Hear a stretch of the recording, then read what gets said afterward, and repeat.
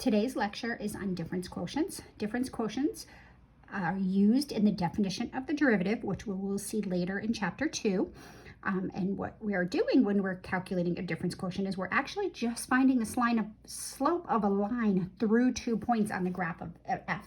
So if you can find the slope of a line, you should have no problem finding a difference quotient. So when we do difference quotients in calculus, we call the first point of interest, we'll start at point x. So the output at x would be f of x. So the coordinates at point are x, f of x.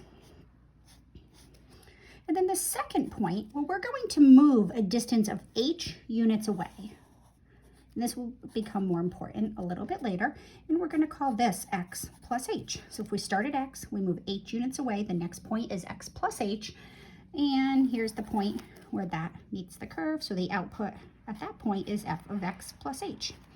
So the coordinates of this point are x plus h is the input, and the output is f of x plus h.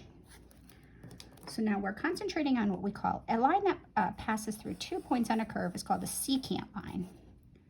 So we're looking for the slope of this line.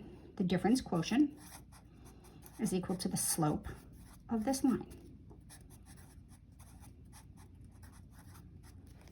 So the slope of this line is, we know the slope is defined as the change in y over the change in x. So I'm going to take this y coordinate and subtract that y coordinate. So it's going to be f of x plus h minus f of x. Now seeing we use this y coordinate first, we have to use that x coordinate first. X plus h minus that x coordinate, which is just simply x.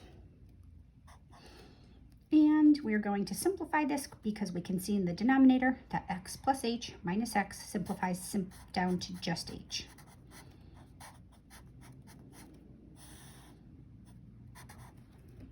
So that is difference quotient template number 1. There are 2 different templates for the difference quotient. When we do algebraically calculate a difference quotient for a function and use the 2 different formulas, they appear to be different, but in the end, when we get to derivatives, they will produce the same result. So the alternate definition of a difference quotient, well, we're still going to start with a function f of x. We're going to have our point x, and the output at x is still f of x. But we're going to call this point just generically a. So any point not equal to x, the output would be f of a. So this appears to be slightly less complicated than the previous template. So that point is x, f of x, and the coordinates of this point would be a, f of a. Just like the previous template, we are just finding the slope of the line through these points. So the difference quotient is just simply the slope of the line connecting those points. So we're going to do, I'm going to do this y coordinate minus this y coordinate. So f of x minus f of a all over that x coordinate minus that x coordinate. Now you might ask why we chose to use this one first. It's just more proper. This is how we tend to see the template for this part of this type of difference quotient. You could have done this y coordinate first and done f of a minus that y coordinate, f of x.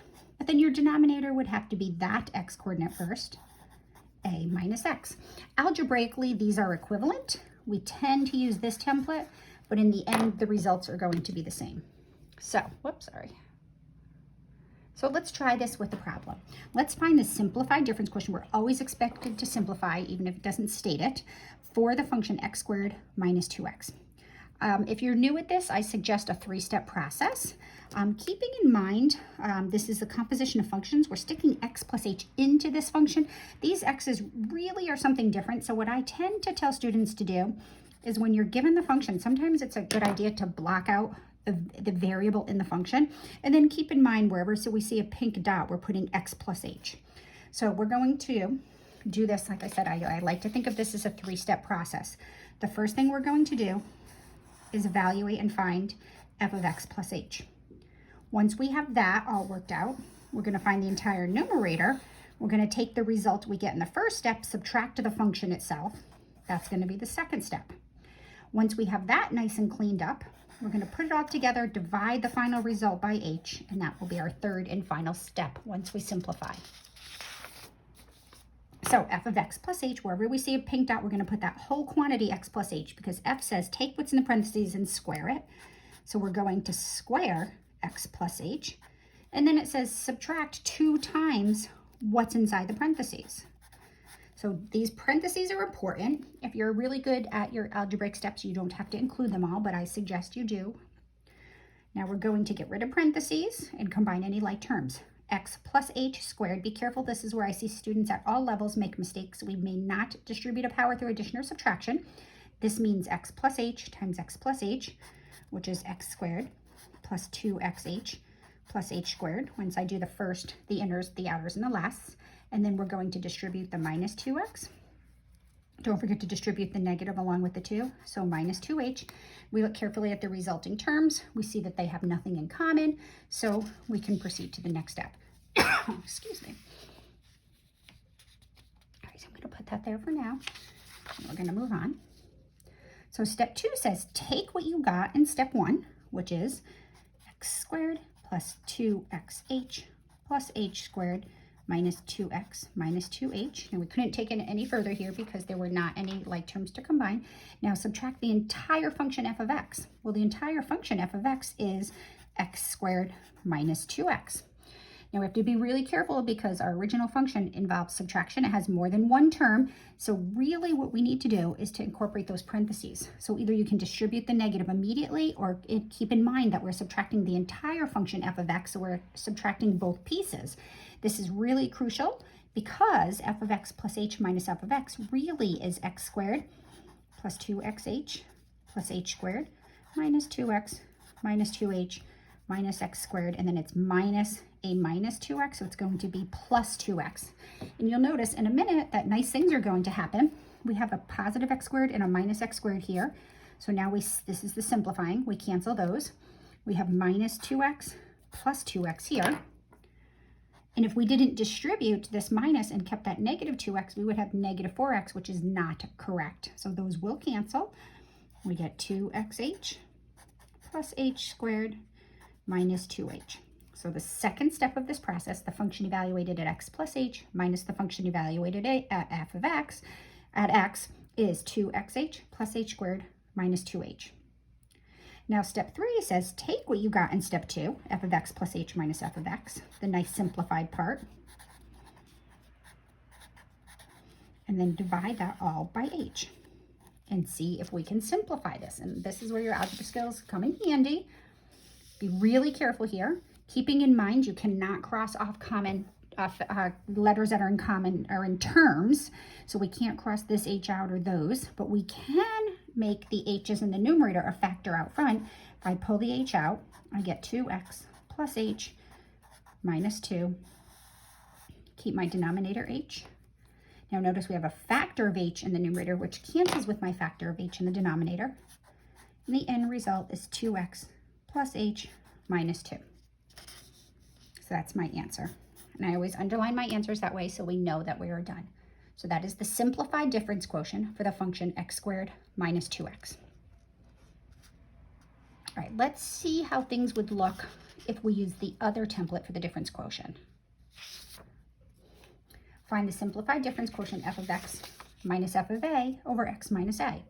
Now, I don't tend to do this in a 3-step process. I think it's easier to just kind of plug it all in.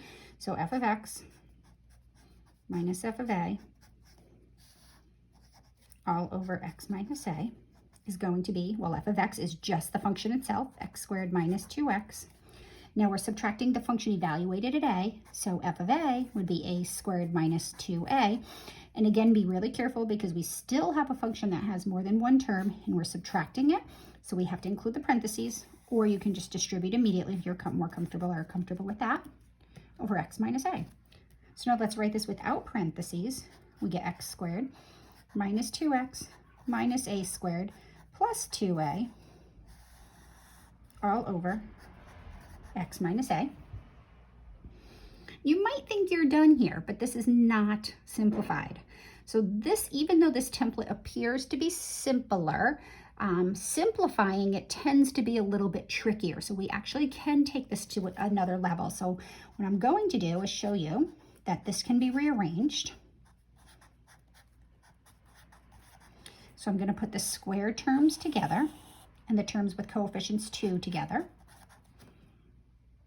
Now I'm going to do a process called grouping because my goal is to get a factor of x minus a in the numerator to cancel out with that x minus a in the denominator. That's how we know a difference quotient is simplified, when the denominator has been simplified out of the process. So if we go back to this guy, I should have said that here, as soon as we eliminate this h, we have a factor in the numerator we can cancel it with, I know I'm done.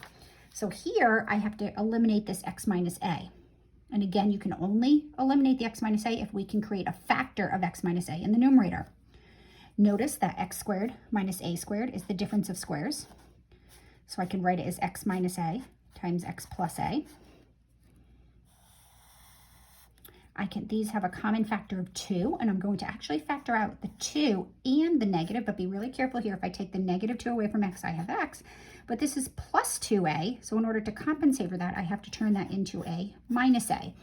Negative 2 times x is negative 2x, and then negative 2 times the negative a would give us the positive a, all over the factor of x minus a.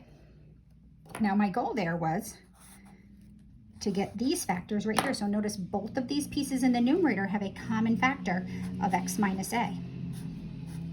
So if I pull x minus away from here, what's left is x plus a.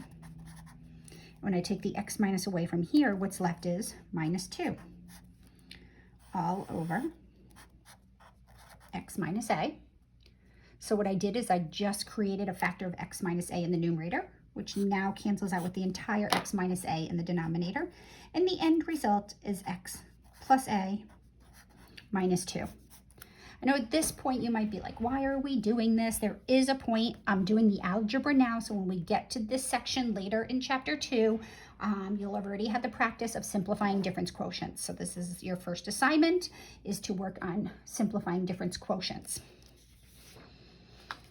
All right, so let's practice. Let's try another one. A lot of this is just practicing and sort of knowing or remembering the algebra tricks. So I'm going to go back to the old x plus h minus x definition, and we're going to look for the simplified difference quotient for this radical expression, 2 over x minus 3. So we'll do the whole 3-step process. I'm going to first find f of x plus h, so I'm going to do what I did before, and I'm going to block out the x. So wherever I see the pink dot, I'm going to put x plus h. So this is going to be 2 over x plus h minus 3. Now notice algebraically, there's really not much we can do here. So I'm just going to go right to the next step. I'm going to take what we got in the first step, x plus h minus 3, and I'm going to subtract from that the function itself, f of x, which is 2 over x minus 3. All right, now again, you can do some work here. I tend to save it for the last step. So I'm not going to do anything here. I'm just going to take this whole thing and divide it by h and see what we get. We're going to get 2 over x plus h minus 3 minus 2 over x minus 3 all over h. And somehow we have to manipulate this so we can create a factor in the numerator of h and cancel this h out. We want that h gone. When that h is gone, the difference quotient is simplified. So how do you do this? Now you may have your own way of doing this. I'll show you what I usually tell my students, and students that learn this typically don't have any problems with their end result. When I have fractions and fractions, what I concentrate on are the smaller denominators. So what I mean is this is our big fraction. So this is the denominator of the big fraction, the whole entity. We have 2 smaller fractions in the numerator. So I look at these guys, the denominators of the smaller fractions. May they be in the numerator or may they be in the denominator, but the fractions inside of the fractions, I look at those denominators. And I know it's corny, but I call them the baby denominators. And what I do is I take the expression, let's not run out of room here, 2 over x plus h minus 3 minus 2 over x minus 3 all over h, and I multiply the top and the bottom of the rational expression by what I call these baby denominators. So I'm going to multiply, literally I'm going to take this whole numerator, I'm going to multiply it by this denominator, x plus h plus 3, and then I'm going to also multiply it by x minus 3. But now remember, whatever we do in the numerator of a fraction, we have to do into the denominator in order to maintain the value of the fraction. So I'm going to multiply the denominator by both x plus h plus 3 and x minus 3. All right, so it looks like I've created quite a mess. But what I'm going to do here, and I'll only do this step one time, but I'm going to take this whole thing and I'm going to distribute it. I'm going to do that times this and that times this, and I'm going to leave the denominator distributed. Leave it like this. Leave it factored. Don't distribute. All right, so I'm going to get 2 times x plus h plus 3 times x minus 3 all over x plus h plus 3, right? Minus 2 over x plus h plus 3 times x minus 3 all over x minus 3. So I literally took this whole chunk of stuff and just distributed it to each piece. And that is all over h times, ooh, don't forget these, times x minus 3. All right. So I'm not sure if you can see what happens here. When we multiply both of those little fractions by both of the denominators, we see that this cancels out with this, and then this last factor cancels out with that. So in turn, what happened here is I got rid of the fractions and the fractions, because now I just have in the numerator 2 times x minus 3 and 2 times x plus h plus 3. Now, I typically skip writing this all out, so if I do another problem like this, I won't be writing it all out. But let's keep going with this guy. All right, so what we have here is, this is gone, so this is just 2x minus 6, because I'm distributing that 2 to each piece. And then minus, I'm going to do 2 times each of those terms, but don't lose this negative sign right here. So it's going to be minus 2x minus 2 times h minus 2h, and then that's going to be minus 6 all over h times x plus h plus 3. Leave denominators distributed. Do not leave denominators factored. Do not distribute. Right, now if you do this correctly, nice things will happen in the numerator. Whoops. Should be plus 6, right? Because it's minus 2 times, no, it's minus 6. What did I do? Hold on. X plus h minus 3 minus f of x. I lost a sign somewhere. Hold on. Let's catch this before I go any further. 2 times x minus 6 minus 2 times x plus h. I did. I see what I did right here. Don't make this mistake right here. Minus 3. So hopefully you caught that as you were going through it. I apologize. So that's going to be, don't change the problem, minus 3 right there, minus 3 right there. All right, so then what we have here is 2x, yep, minus 6, and then that's going to be, that will be minus 2x minus 2h, and then 2 times negative 3 minus that will be plus 6. Okay, we're good, and then we have a minus 3 right here. I apologize. Don't see how easy they make mistakes. So even I can make one, so I sympathize. All right, so let's go through, cross these off, cross those off, and all that's left in the numerator is negative 2h all over h times x plus h minus 3 times x minus 3. Now, because we did not distribute and we left the denominator factored, this factor of h cancels out with that factor of h. Woo! And the end result, the simplified difference quotient, is going to be negative 2 over x plus h minus 3 over x minus 3. Do not distribute. Leave them factored. And that is going to be the end result. All right, sorry for that little algebra mistake there. All right, what I'd like you to do is, for this function 2 over x minus 3, find the difference quotient in its other form. And I gave you the answer. So your job is to do the work in between. So you'll notice throughout the lectures and in your assignment, you'll see the expression to do. So my expectation is you will be doing this. All right, so radical rational functions, my trick is to multiply the top and the bottom of the entire difference quotient by what I call the baby denominators, both baby denominators, cancel it out to eliminate the fractions inside the fractions. The next one, where there's a slight algebra trick, is to find the simplified difference quotient of a radical. So there's, again, a trick here. So we're going to look at the function, the square root of 5 plus x. I'm going to stick in x plus h, and I get the square root of 5. And instead of x, I get x plus h. And again, if it's helpful, we'll do this. So if I see the pink dot, I'm going to put x plus h. So now from that, I'm going to take my result, x plus 5 plus x plus h, and I'm going to subtract the function f of x, which is just 5 plus x. Now these are unlike radicals because their radicands are different. We cannot subtract stuff under radicals, so we are stuck here. So the next step is to 5 plus x plus h minus the square root of 5 plus x, and we are going to all divide that by h. All right, so you might say, well, we can't do anything because we can't subtract the radicals in the numerator. There's no factor of h in the numerator that we can pull out, but this is not simplified because our goal is to eliminate this denominator. So somehow we have to create a factor of h in the numerator. So here is the trick. So if you're doing radicals, 5 plus x plus h, this often works. And this is the trick with the difference quotients.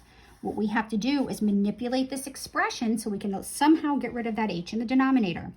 The trick is to multiply the top and the bottom by a strategically chosen expression that will pull out a factor of h somehow. And that expression is the conjugate of this difference. So I'm going to multiply the top and the bottom by 5 plus x plus h plus the square root of 5 plus x. So whenever you have an expression that involves a difference and it involves a radical, one or more radicals, its conjugate is just simply the same expression. We just change the sign in the middle. Now what we do to the top of the fraction, we have to do to the bottom.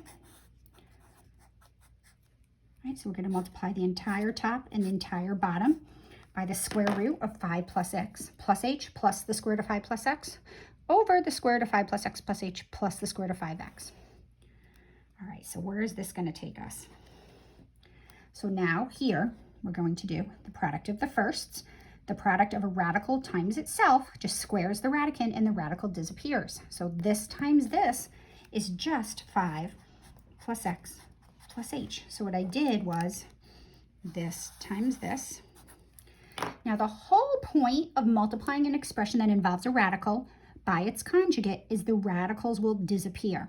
How do I know that? Well, based on experience, but this times this, a radical times itself eliminates the radical. A square root times itself eliminates the radical.